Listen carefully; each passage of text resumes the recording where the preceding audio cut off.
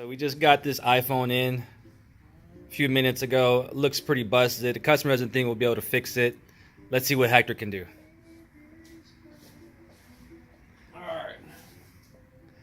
Alright, so I'm gonna let him get started and we'll be back here in a minute. Alright, so we got the old screen off here.